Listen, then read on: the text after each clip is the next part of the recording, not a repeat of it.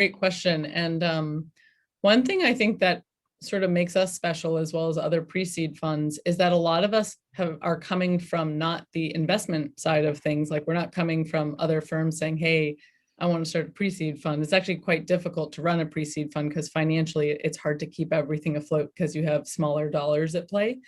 And so you often have kind of weirdos who are running these pre-seed funds where it's like, and by weirdos, it might be like, okay, entrepreneurs who are like, okay, I'm going to start something. Myself and my colleague, I have an education background. My colleague has a background in philosophy.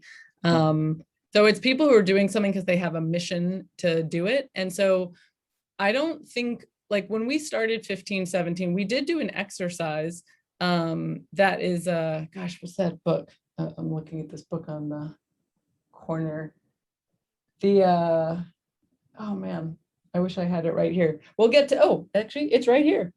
I know we'll like gel into this later, but Ari Weinsfeg writes these great business books. He runs a company called Zingerman's, and it's a place in Ann Arbor, but they also have it's a cafe there, but they have a whole food distribution network that they've started. And Ari is a great guy, but he has this great exercise in the book where you write about the future as if it's already happened. And so we did this exercise for 15, 17, where we said, hey, I can't remember if it was 5 years or more, but it's like, write 5 years in the future, what's going on now. And we did that exercise and sort of like different characteristics of where we wanted to go started falling out of that. But some of the things that we really value and our values in the portfolio are things like inclusivity, being accessible. A lot of VCs in the past used to say things like, well, you've got to get a warm intro, like,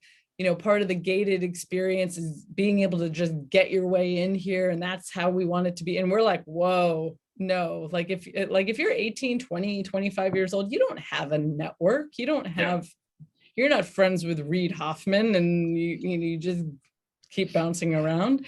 You have to build a network. So I always think it's silly when people have these like arbitrary gates. So it's like our contact form, 3 of the 4 of us on the team read every single contact form. So like nobody is ever missed. We don't necessarily get back to every single contact form, but we all look at it and say, okay, like, should we take some time here?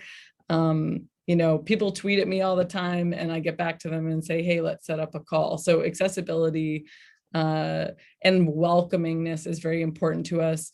I'm a really big community builder. So we're always thinking about how do we get our community collaborating with each other. I think my sort of educator ethos comes out a lot in the fund in terms of we're just kind of thinking about how do people learn and grow a lot in 15, 17. It's like we start with a team that has a name and then they become a company. Like with Loom, they started as a team of 3 and they were called Open Test and they developed it over time. They've become Loom and everybody knows what Loom is today.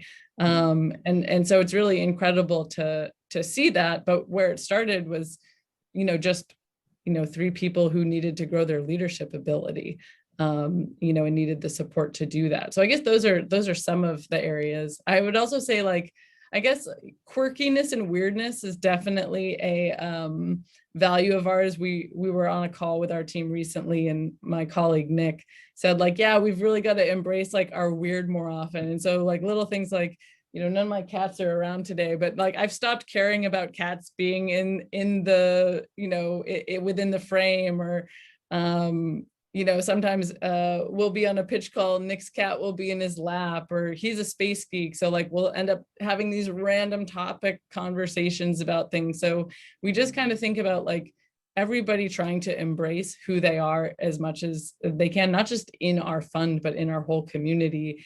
And letting that be a positive instead of something you have to like hide and be like, oh, like, don't geek out on this thing you're really interested in because other people aren't going to like it. Like I like to say we like to collect social geeks. So people who like to go really deep on a topic, but love to share it with others.